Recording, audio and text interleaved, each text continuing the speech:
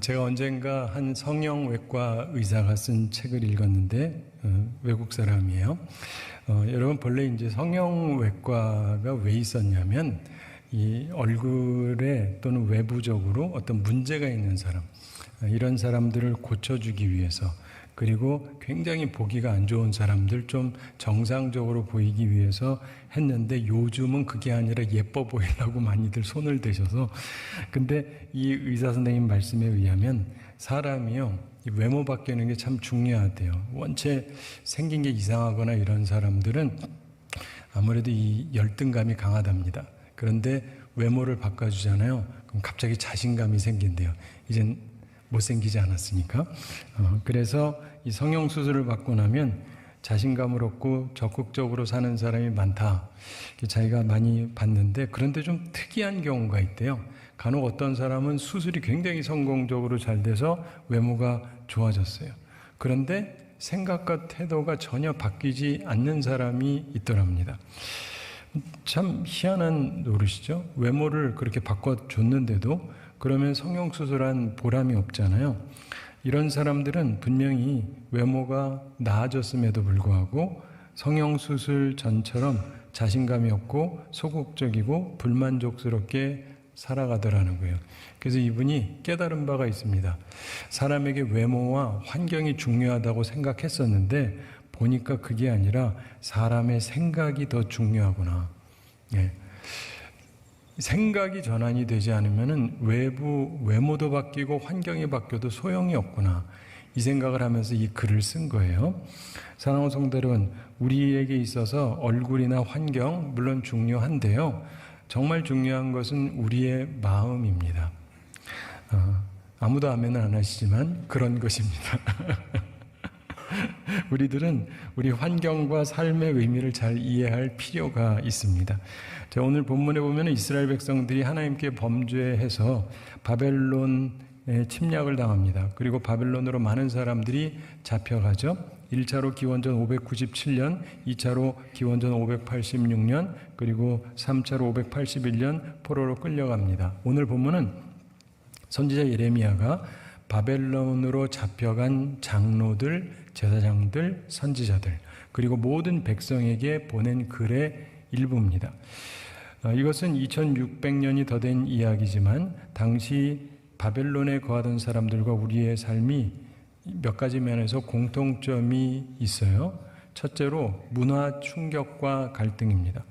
바벨론에 간 이 사람들, 다른 문화로 인해서 문화 충격과 문화 갈등이 생겼을 것입니다. 우리는 이들하고는 좀 다르긴 하지만 사실 요즘 세상 보면요, 너무 빨리 변해요.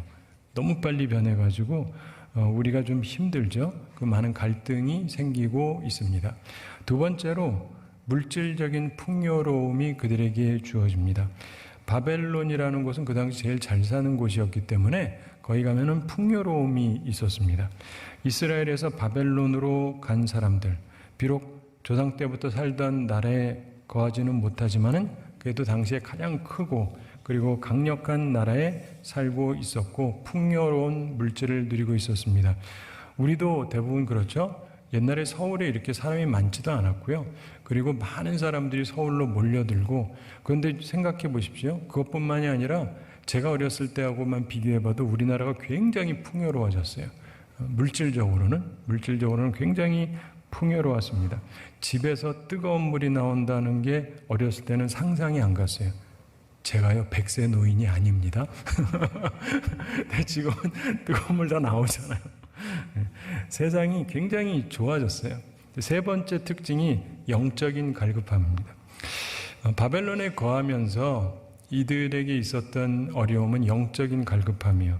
나름대로 물질적인 풍요가 있기는 한데 영적으로 갈급합니다.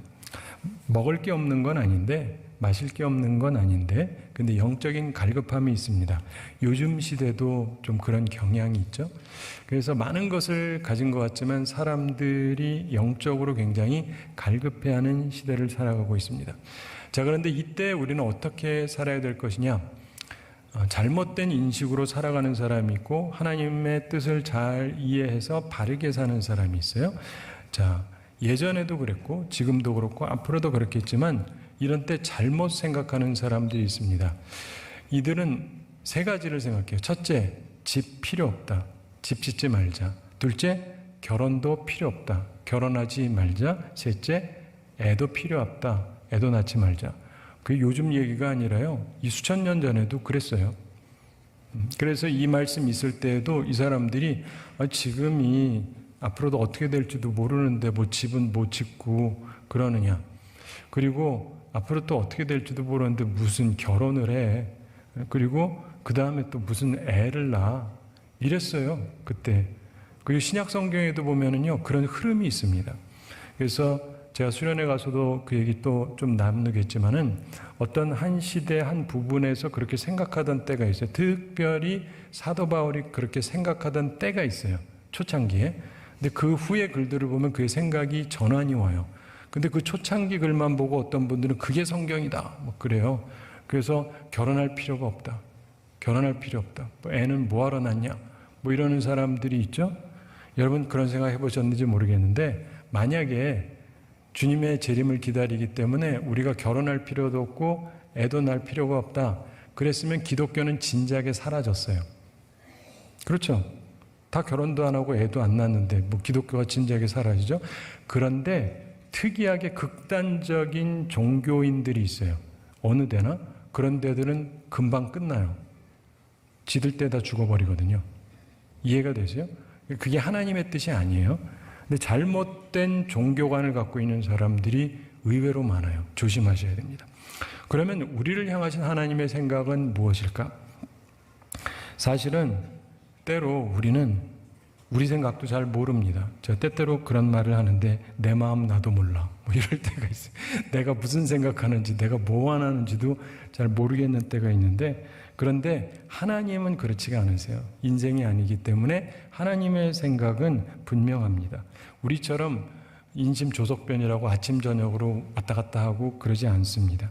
우리를 향하신 하나님의 생각에서 오늘 본문을 통해서 우리가 배우는 두세 가지 중요한 내용이 있습니다. 우리가 꼭 알아둘 필요가 있는 것인데 첫째로 하나님께서는 우리에게 평안을 주시려고 한다 하는 것입니다. 무엇을 주시려고 하신다고요? 네, 11절에 나옵니다. 11절 함께 읽어보겠습니다. 여호와의 말씀이니라 너희를 향한 나의 생각을 내가 아나니 평안이요 재앙이 아니니라 너희에게 미래와 희망을 주는 것이니라. 아멘. 자, 하나님의 생각은 재앙을 주시려고 하는 것이 아니다. 이스라엘이 과거에 조국에서 어려움을 당했습니다. 그리고 바벨론으로 끌려왔어요. 그러니까 앞으로 어렵지 말란 법은 더더욱 없겠죠. 그러나 하나님께서 이들을 향해서 가지고 계시는 생각은 재앙이 아니라 평안이라고 분명하게 말씀하십니다. 우리에게 향하신 하나님의 생각도 역시 그렇습니다. 우리에게도 과거에 어려움이 있었을 수 있어요. 과거에 범죄했을 수도 있습니다.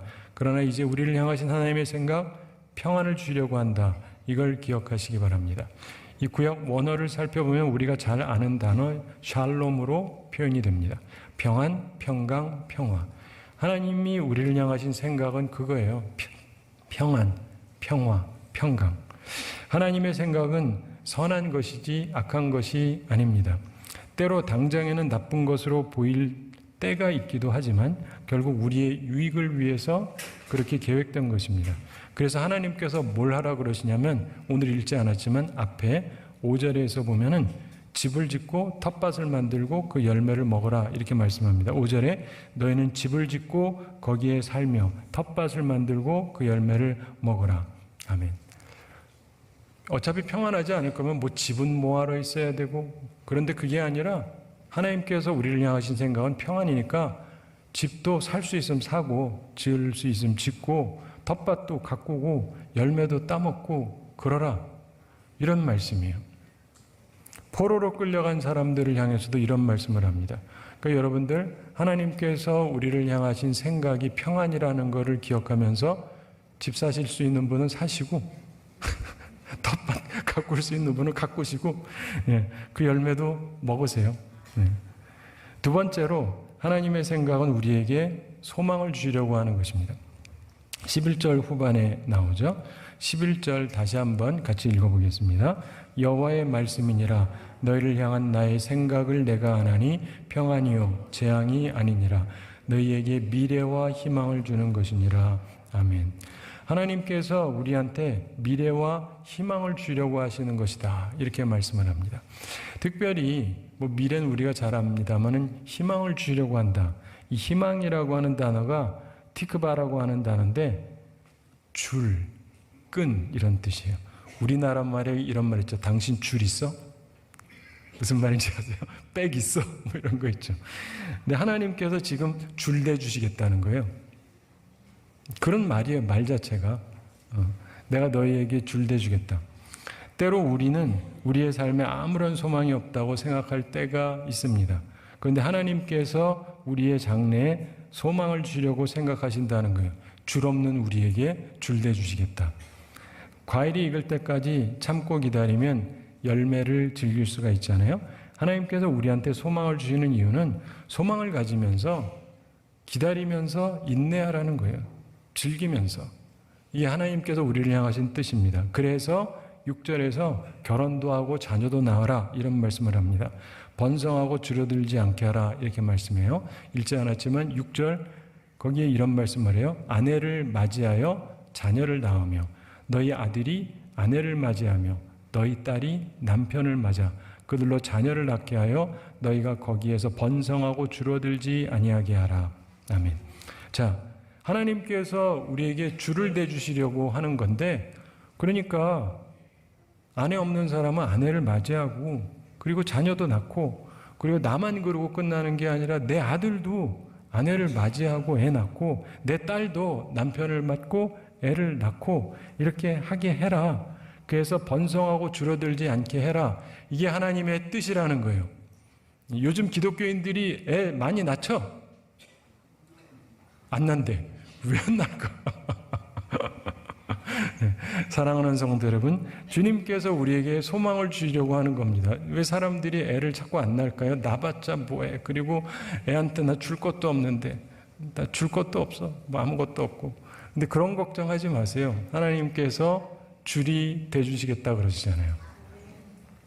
세 번째로 오늘 말씀에서 말씀하고 있지는 않지만 그 두 가지 외에 우리가 생각해 볼 수 있는 게 바로 하나님의 사랑입니다. 본문에서 직접 말하지는 않았지만 이들이 범죄했어요. 그래서 이국 땅으로 보내졌습니다. 그럼에도 불구하고 하나님께서 그들을 향한 생각이 재앙이 아니라 평안이다. 그리고 그들의 장래에 희망을 주려고 하는 것이다. 그 이유가 뭐겠어요? 사랑하니까 그런 거 아니겠습니까? 하나님께서는 하나님의 백성을 사랑하십니다. 그걸 항상 기억하시기 바랍니다. 그런데 이들이 바벨론에 있으면서 70년을 기다려야 됩니다. 오늘 본문 바로 앞에 여호와의 10절에 여호와께서 이와 같이 말씀하시니라 바벨론에서 70년이 차면 내가 너희를 돌보고 나의 선한 말을 너희에게 성취하여 너희를 이곳으로 돌아오게 하리라. 그러니까 시간이 가요. 여러분 70년, 제가 아직 70살이 못 됐습니다. 그러니까 70년이라는 게 짧은 세월이 아니에요. 근데 하나님께서 어떤 것은요, 금방 해주시지 않는 것도 있어요. 기다려야 되는 것도 있습니다. 여러분, 많은 사람들이 우리 교회 역사를 보면은 주님의 재림을 고대했어요. 내가 살아있을 때 오세요, 주님. 그러면서 죽고 싶지 않으니까 빨리 오시라고, 빨리 오시라고. 근데 그리고 2000년이 벌써 흘러갔잖아요. 예. 근데 여러분, 우리가 내 마음은 이렇다 저렇다 해도 하나님의 때가 있는 거예요. 하나님의 때. 그리고 하나님의 때 안에서 우리가 그렇다고 기분 나빠하는 것이 아니라 하나님께서 우리를 향하신 생각이 샬롬, 평안이라는 걸 기억하면서 집도 짓고 텃밭도 만들고 뭘 먹기도 하고 그리고 주님께서 우리에게 미래하고 희망을 주시려고 하시는 것이니까 결혼도 하고 애도 낳고 내 아이가 또 손자, 손주도 낳고 내 딸도 그렇게 하게 하고 그렇게 하라는 말씀이에요. 예. 하나님의 생각은 우리의 생각하고 상당히 많이 다르세요. 그러면서 우리가 꼭 해야 될 두 가지를 말씀하십니다. 첫째로 기도하라는 말씀입니다. 12절에 나와요. 12절 함께 읽어보겠습니다. 너희가 내게 부르짖으며 내게 와서 기도하면 내가 너희들의 기도를 들을 것이요. 아멘. 자, 우리가 살아가면서 보면은 항상 기뻐해야 되지만 쉬지 말고 기도하라 그러잖아요. 왜냐하면 기도할 일이 생깁니다. 네. 기도할 일이 없으면 얼마나 좋겠어요. 근데 기도할 일이 생겨요.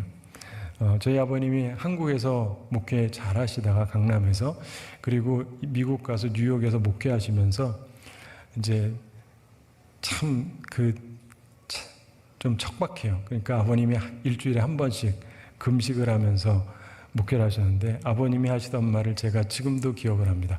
한국에서는 금식 하나도 안 해도 목회가 잘 되는데 이민 목회는 금식하면서 해도 힘들다. 근데 어쨌든 우리 인생을 살아가면서 보면은 기도할 일이 있어요. 어디 있느냐에 따라 좀 달라요. 어떤 데는 조금 좀 편안한 데가 있고, 어떤 데는 진짜 힘든 데가 있어요. 그래서 어떤 곳은 부르짖어야 돼요. 그리고 기도를 하셔야 됩니다. 여러분, 인생에 있어서 정말 기도할 일이 전혀 없는 사람은 없습니다. 그래서 우리가 함께 주님 앞에 기도해야 되는데, 그래서 적어도 일주일에 중간인 수요일쯤에 한번 모여서 함께 기도하는 것, 이건 우리에게 아주 중요한 것 중에 하나예요.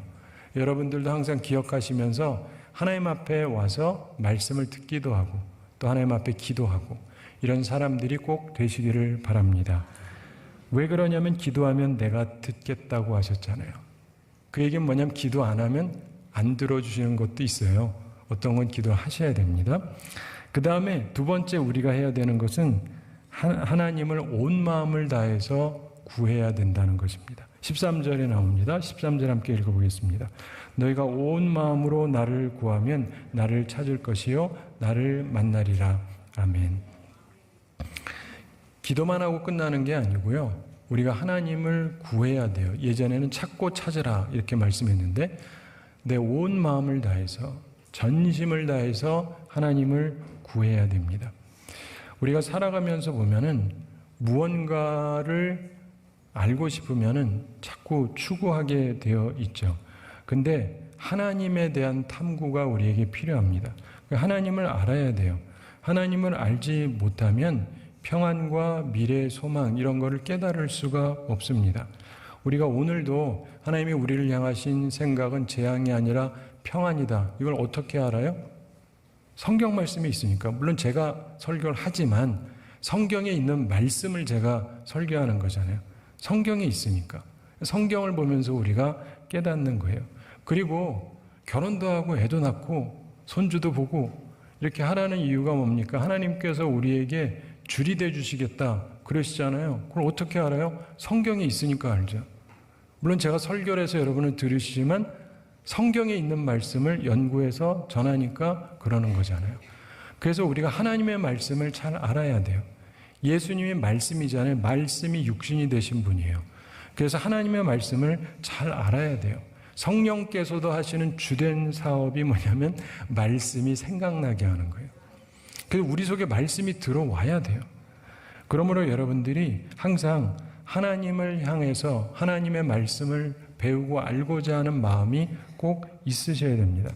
그러면 나를 찾을 것이다. 그리고 나를 만날 것이다. 이렇게 말씀합니다.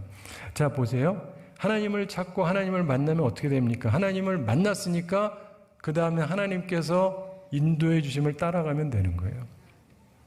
그렇기 때문에 우리에게 이게 굉장히 중요한 요소인 것입니다. 사랑하는 성도 여러분, 꾸준하게 기도하시고 또 계속해서 하나님을 온 마음을 다해서 구하세요. 하나님을 찾고 찾으세요. 말씀을 사랑하세요. 그러면 여러분이 하나님을 만나게 될 것이고 그 하나님께서 여러분을 인도하실 것입니다. 제가 한 가지 편지 이야기 말씀드리면서 오늘 말씀을 마치겠습니다. 오래전에 어느 젊은 공산주의자가 자기 애인한테 헤어지자 그러면서 보낸 편지의 일부분입니다. 참고로 제가 쓴 건 아니에요. 공산주의자라고 그랬습니다. 우리 공산주의자들은 사망률이 높다. 총에 맞고 목이 매달리고 조롱당하고 직업을 잃고 그리고 다른 모든 면에서 가능한 한 불편하게 지내는 사람들이다. 우리들 중 몇 퍼센트는 죽거나 감옥에 갇혀 있다. 우리는 말 그대로 가난하게 살고 있다.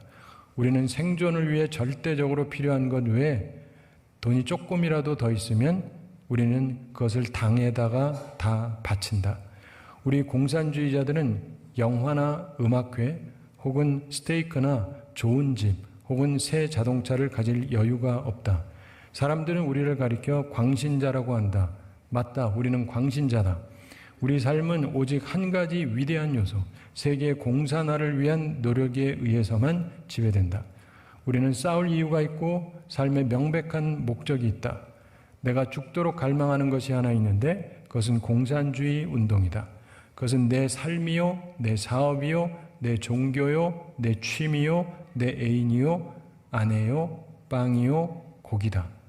나는 낮에 그 일을 하고 밤에 그것을 꿈꾼다. 나는 이미 내 이상 때문에 감옥에 갇혀 있고 필요하다면 나는 사형대에 갈 준비가 되어 있다. 지독하죠? 네, 이런 사람들이 꽤 있었어요. 그러면서 세상이 뒤집어졌던 거 아시죠? 지난 세기에. 사랑하는 성도들은 잘못된 생각이라 할지라도 거기에 확신 가진 사람들이 많으면은요, 세상을 막 이끌어가요. 잘못된 방향이라 할지라도. 우리들은 복음을 믿는 사람들이잖아요. 하나님을 믿는 사람들이잖아요. 예수 그리스도를 믿는 사람들이지 않습니까? 우리에게는 좋은 소식이 있어요. 그리고 좋은 소식을 나누는 사람들이고 그걸 누리면서 살아가야 되는 사람들입니다. 여러분, 인생 성공 비결 중에 중요한 것 중에 하나가 준비성하고 관련이 돼 있다고 그러는데 영적인 승리의 삶도 마찬가지입니다. 미국이 맨 처음에는 별 볼 일 없는 나라였지만 지금은 세계 최고잖아요. 근데 세계 최고가 되고는 진주만 폭격당할 때 생각해 보시면 그때 미국이 준비되어 있지 않았습니다. 강력한 힘은 갖고 있어요. 근데 정보를 들었는데 무시했어요. 일본이 침공할 거라 그러는데 무시했습니다. 그리고 그날 아침에도 분명히 레이더망에 엄청난 비행기가 떠 있다는 걸 발견하고도 그냥 우리 거겠지 이렇게 안일하게 대처하다가 엄청난 피해를 입었습니다. 미국이 9.11 테러 사건이 벌어졌을 때도 미국 뉴욕에 제가 그 당시 살고 있었기 때문에 그 사건을 직접 봐서 잘 아는데 준비가 안 돼 있었어요. 미국이 약한 나라는 아니죠. 세계에서 가장 강력한 나라지만 이미 첩보도 있었습니다. 그런 일이 있을 거다. 근데 대통령이 무시했어요. 그러다가 그런 일이 벌어졌습니다. 사랑하는 성도 여러분, 그런데 미국이 초대 대통령이었던 조지 워싱턴 대통령은 그땐 힘이 없을 텐데 이런 얘기를 했어요. 전쟁을 대비하여 준비하는 것이 평화를 유지할 수 있는 가장 효과적인 수단들 중 하나다. 통찰력 있는 지도자가 그렇게 되는 거예요. 우리나라도 임진왜란 일어날 때 10만 양병설을 말했지만 무시당했잖아요. 그러면서 어려움을 당했었고. 사랑하는 성도 여러분, 우리들이 앞으로 다가올 이런저런 일들 앞에서 우리가 하나님께서는 우리가 평안한 삶, 장래에 소망 있는 삶을 살기를 원하십니다. 그러면서 겉만 먹고 사는 것이 아니라 집도 짓고 결혼도 하고 애도 낳고 손주도 보고 그러면서 살라는 거예요. 대신에 뭘 해야 돼요? 기도를 하셔야죠. 기도를 하셔야 돼요. 그리고 하나님을 찾으셔야 돼요. 그러면 하나님께서 우리를 인도하십니다. 바라기는 이 말씀을 기억하면서 평안과 미래의 줄, 소망 딱 붙잡고 하나님의 사랑을 잡고 복되게 살아가는 우리들이 되기를 바라고 또 이 말씀을 전해서 많은 사람들을 주님께로 이끄는 주님의 사람들이 되기를 우리 주님의 이름으로 축원합니다.